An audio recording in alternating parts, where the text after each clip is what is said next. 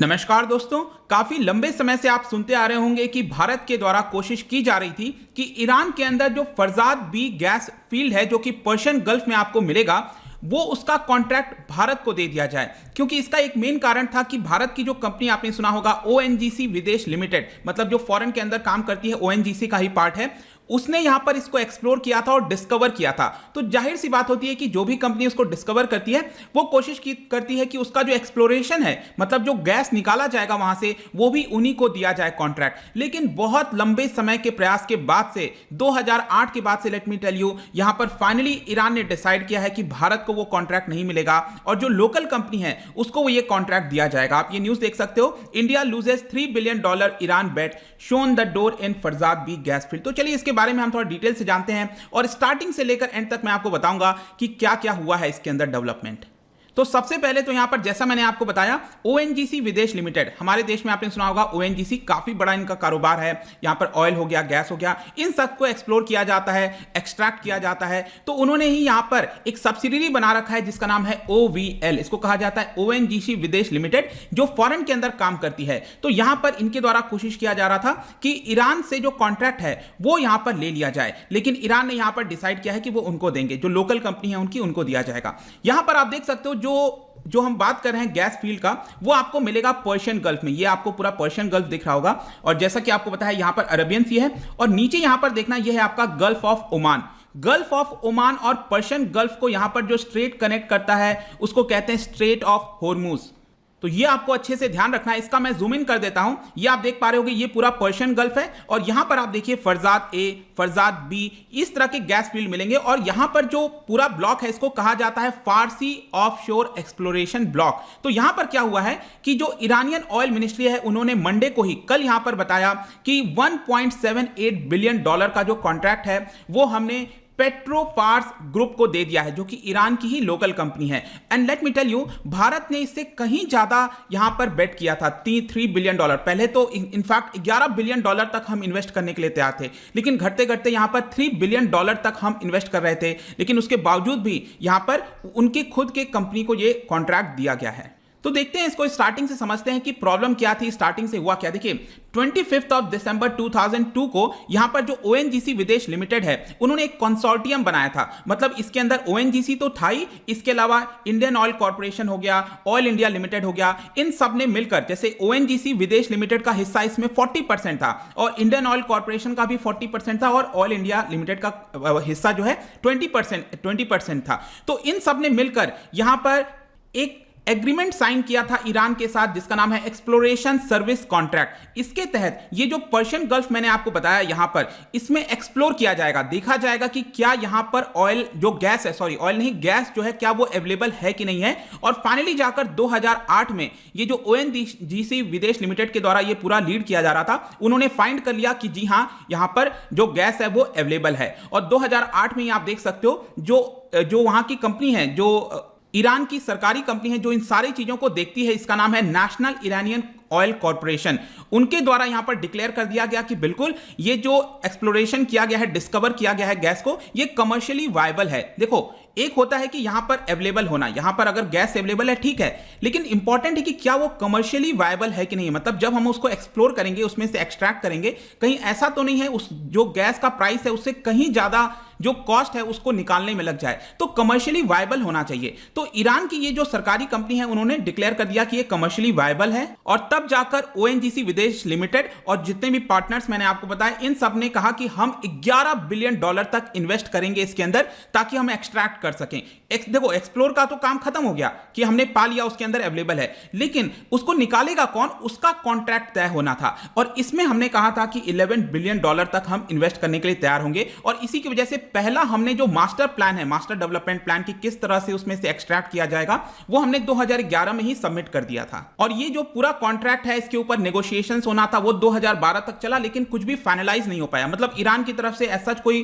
Positive response नहीं आ रहा था टर्म्स एंड कंडीशंस को लेकर, और कुछ इंटरनेशनल सैंक्शंस वगैरह हमेशा लगते रहते हैं ईरान के ऊपर, इसकी वजह से प्रॉब्लम्स देखने को मिल रही थी। फिर आगे चलकर 2015 में वापस से इसके ऊपर नेगोशिएशन स्टार्ट हुआ और एक नया यहां पर जो कॉन्ट्रैक्ट वगैरह है वो बनाने की कोशिश की गई, और इस कॉन्ट्रैक्ट के तहत यहां पर हमने कोशिश किया कि अपस्ट्रीम से लेकर डाउनस्ट्रीम, मतलब कि अपस्ट्रीम मतलब होता है कि जहां से इसको निकाला जा रहा है गैस को, डाउनस्ट्रीम मतलब जब गैस की सप्लाई की जा रही है देशों के अंदर, तो यहां पर इन सबके ऊपर कोशिश किया गया। अगेन ये इनकंक्लूसिव रहा, इसकी वजह से भारत खुश नहीं हुआ, क्योंकि आप खुद सोचो 2008 में इसको फाउंड किया गया था और 2016 तक चीजें फाइनलाइज नहीं हो पाई, तो यहां पर भारत खुश नहीं था। तो यहां पर जो मिनिस्ट्री है, ऑयल मिनिस्ट्री, उन्होंने डिसाइड किया कि, और बोला जो हमारे रिफाइनर्स हैं उनको बोला कि आप ईरान से जो ऑयल है उसको कम मंगाओ, मतलब प्रेशर डालने की कोशिश की गई इनडायरेक्टली कि देखो आप ये कॉन्ट्रैक्ट हमें दे दो।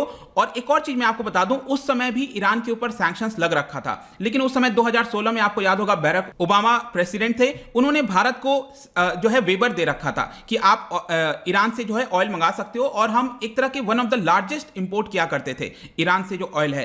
तो यहां पर जो ईरान है वो खुश नहीं हुआ कि भारत हमें प्रेशर बनाने की कोशिश कर रहा है। इसकी वजह से जो तेहरान है, ईरान है, उन्होंने यहां पर हम पर उल्टा प्रेशर बनाना स्टार्ट कर दिया। जैसे कि जब हमें पेमेंट करना होता है ऑयल के लिए, उसका विंडो 90 डेज से घटाकर 60 डेज किया गया। जो डिस्काउंट वगैरह कुछ दिए जाते हैं ईरान से, वो भी 80% से घटाकर 60% कर दिया गया। मतलब उल्टा ईरान ने भारत के ऊपर प्रेशर डालना स्टार्ट कर दिया। अब आगे चलकर स्थिति और ज्यादा खराब हो जाती है, क्योंकि अब आ जाते हैं डोनाल्ड ट्रंप। डोनाल्ड ट्रंप ने तो क्या किया कि पूरी तरह से सैंक्शंस लगा दिया। नवंबर 2018 में पूरा सैंक्शंस लगा दिया और कहा कि कोई भी नहीं मंगा सकता। हाँ, भारत को, चाइना को कुछ 1 साल का मौका दिया गया था कि चलो आपके पास 1 साल समय है, आप अपना जो भी सप्लाई मंगाते हो ईरान से उसको दूसरे देशों के साथ डाइवर्ट कर दो। और जाहिर सी बात है इन सारी चीजों को देखते हुए ईरान जो है वो और ज्यादा यहां पर भारत को कॉन्ट्रैक्ट नहीं देगा।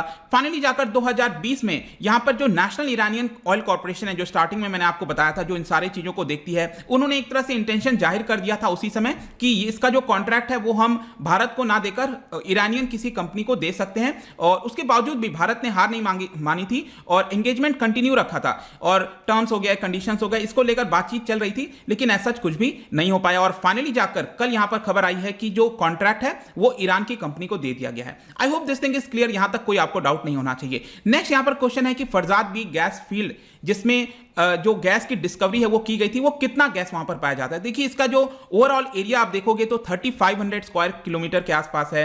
इसका डेप्थ जो है वो 20 से 90 मीटर आसपास बताया जाता है, और इसके अंदर टोटल रिजर्व जो है वो 21.7 ट्रिलियन क्यूबिक फीट है, बहुत ज्यादा होता है, जिसमें से 60% इज रिकवरेबल, 60% ही रिकवरेबल है, बाकी उतना कमर्शियली वायबल नहीं है। और हर दिन यहां पर 1.1 बिलियन क्यूबिक फीट जो है वो गैस की जो है हम प्रोडक्शन कर सकते हैं, ऐसा बताया जाता है। अभी तक अगर आप देखोगे तो भारत का जो कंपनी है, ये जो इंडियन ऑयल कॉर्पोरेशन है, ओएनजीसी, इन्होंने करीब $400 मिलियन जो है वो इसके अंदर इन्वेस्ट कर रखा है। तो आपके मन में क्वेश्चन आएगा कि क्या भारत का सारा पैसा डूब गया जो हमारा इंटरेस्ट था? देखिए ऐसा नहीं है।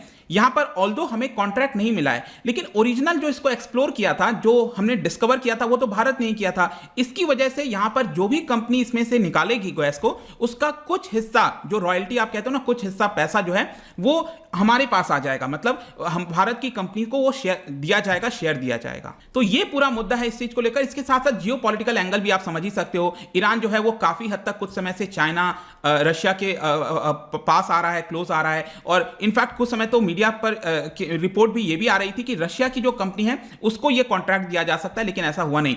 इसके अलावा जाने से पहले मैं आपको एक और चीज बता दूं कि ये दूसरा हर्डल आप देख सकते हो ईरान के अंदर। आपको याद होगा पिछले साल भी यहां पर खबर आई थी कि जो चबहार पोर्ट है, वो तो पोर्ट हमने डेवलप किया ही है, वो तो ठीक है, लेकिन वहां से जो रेलवे लिंक हमें बनाना था, रेलवे लाइन बनाना था, जहेदान, जारांज, इन सब जगह जो रेलवे का काम है वो भी भारत के पास आना चाहिए था, लेकिन ऐसा ना करके भारत को ड्रॉप कर दिया गया। ऑल्दो यहां पर एक और खबर आई थी कि यहां पर जो इसके लिए सप्लाई चाहिए, इसको बनाने के लिए जो इक्विपमेंट चाहिए, उसके लिए ईरान ने फिर भारत से मदद मांगी थी, ये भी खबर आई थी। तो जो भी है आपका, बट आई होप कि आप चीजों को समझ पा रहे होंगे कि ईरान के साथ जो हम नेगोशिएशन कर सकते थे, चीजें हो सकती थी, शायद वो नहीं हो पाई हैं, और फाइनली जाकर ये जो फरजाद बी गैस फील्ड है वो भारत ने लूज कर दिया है। जाने से पहले अगर आपने मैप वगैरह अच्छे से ध्यान से देखा होगा, पढ़ा होगा, तो यहां पर क्या आप मुझे बता सकते हो कि इनमें से कौन कौन सा देश का जो बॉर्डर है वो ईरान के साथ शेयर नहीं होता है? नहीं होता है, ये आपको बताना है। इसका जो राइट आंसर है आपको पता ही है, मेरे इंस्टाग्राम पर तो मिलेगा ही।